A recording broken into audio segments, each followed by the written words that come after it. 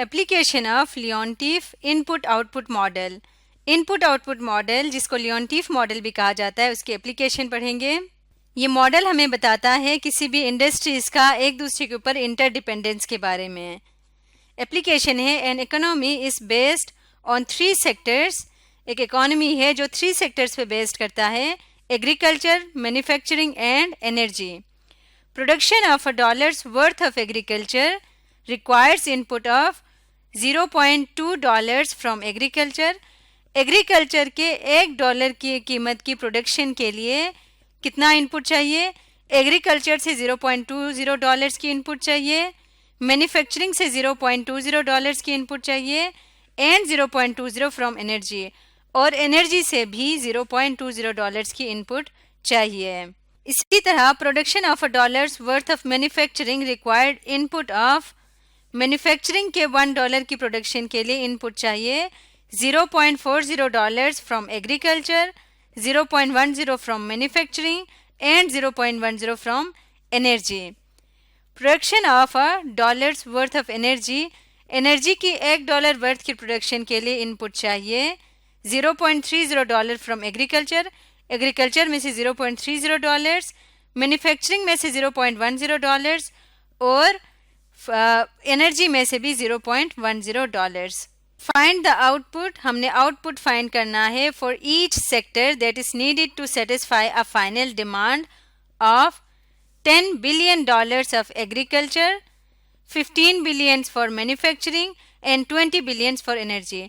हमने तीनों सेक्टर्स का आउटपुट फाइंड करना है जो अपने इंटर रिलेटेड जो नीड्स हैं उनको पूरा करने के साथ साथ फाइनल जो मार्केट में उनकी डिमांड है $10 बिलियन की एग्रीकल्चर के लिए, $15 बिलियन की मैन्युफैक्चरिंग के लिए और $20 बिलियन की एनर्जी के लिए।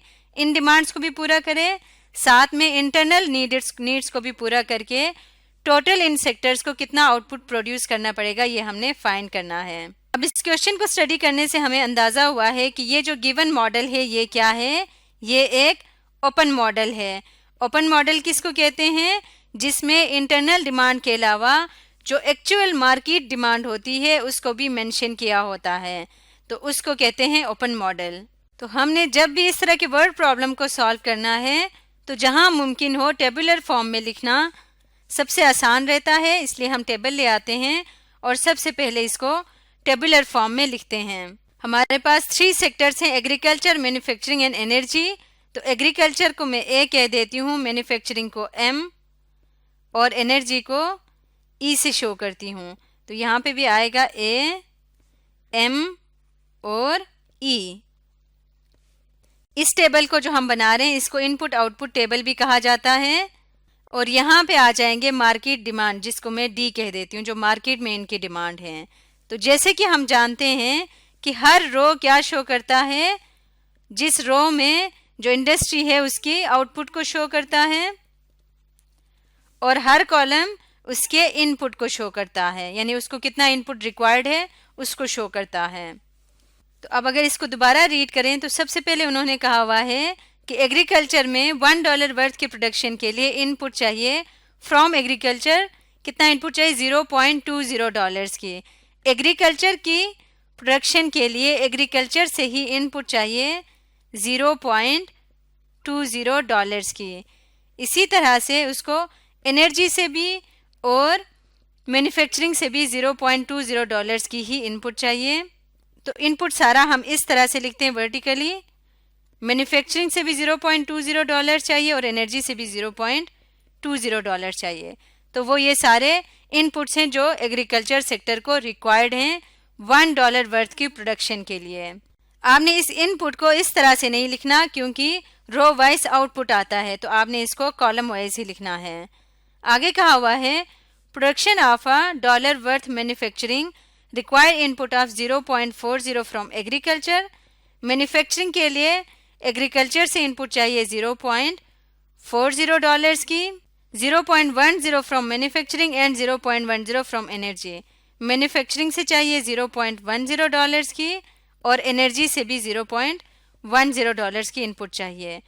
Production of $1 worth of energy requires energy के लिए इनपुट चाहिए $0.30 from agriculture, $0.30 from agriculture, 0.10 from manufacturing and 0.10 from energy. Manufacturing और एनर्जी दोनों से $0.10 ही चाहिए। इसके अलावा उन्होंने कहा हुआ है कि फाइनल डिमांड को मीट करना है, जो कि है 10 बिलियन फॉर एग्रीकल्चर। एग्रीकल्चर के आउटपुट में 10 बिलियन डॉलर्स भी शामिल है। यहाँ पे जो डॉलर्स दिए हुए हैं ये किस में है, बिलियंस में है। 10 बिलियन डॉलर एग्रीकल्चर को आउटपुट प्रोड्यूस करना है एक्सटर्नल डिमांड कंप्लीट करने के लिए। 15 बिलियंस जो है वो मैन्युफैक्चरिंग को आउटपुट प्रोड्यूस करना है ताकि वो एक्सटर्नल डिमांड्स को मीट कर सके, और 20 बिलियंस एनर्जी सेक्टर को प्रोड्यूस करना है। अब हम सपोज करते हैं कि एग्रीकल्चर x है, मैन्युफैक्चरिंग के लिए हम वेरिएबल y नाम दे देते हैं, एनर्जी के लिए हम z नाम दे देते हैं। तो अब हम इसको इक्वेशन के फॉर्म में लिखेंगे जो हमारे पास डेटा मौजूद है। तो जब हमने इक्वेशन लिखना है तो क्योंकि हम आउटपुट में इंटरेस्टेड है इसलिए हमने रो वाइज जाके इक्वेशन लिखनी है। यानी कि हम लिखेंगे a क्या है, a को हमने x नाम दिया है, तो x जो कि आउटपुट है किसकी इक्वल है, is equal to 0.20 times x plus 0.40 times y plus 0.30 times z plus d क्या है इस केस में 10 के इक्वल है।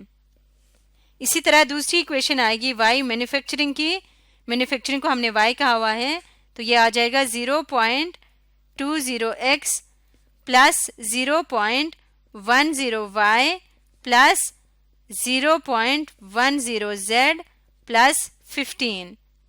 इसी तरह से थर्ड इक्वेशन आएगी z is equal to 0.20x plus 0.10y plus 0.10z is equal to plus 20।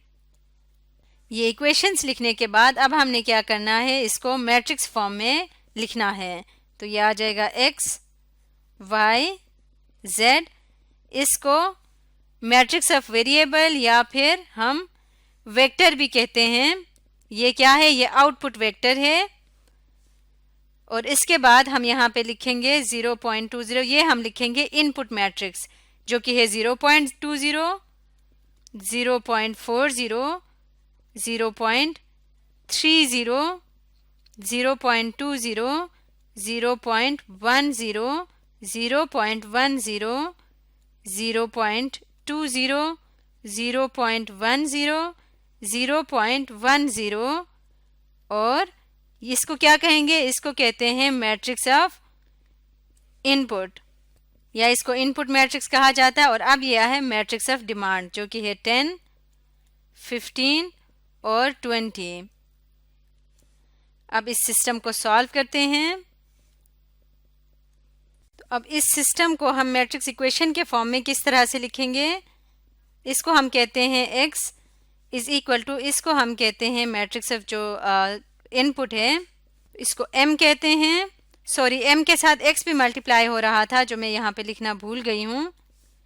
तो यहाँ पे हम m के साथ x को भी लिखेंगे क्योंकि मैट्रिक्स ऑफ इनपुट जो मैट्रिक्स है उसके साथ वेरिएबल्स भी मल्टीप्लाई हो रहे हैं, x, y और z।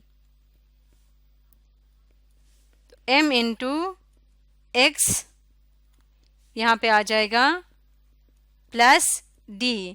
और जब इस सिस्टम को हम लिखते थे सॉल्व करके तो ये आ जाता है x is equal to i minus m inverse inverse into d।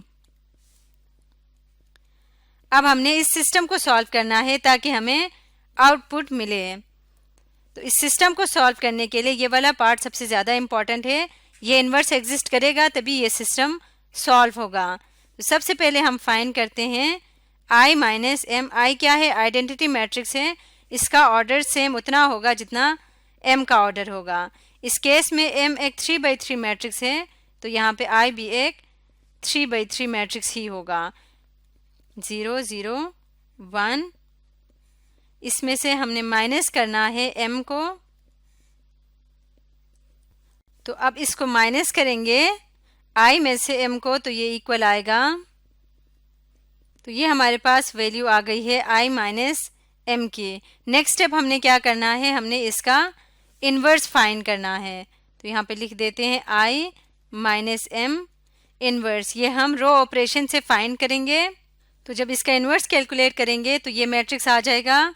अब इसको हम अपने मैट्रिक्स इक्वेशन में पुट कर सकते हैं, जो कि है x is equal to I minus M whole inverse into D।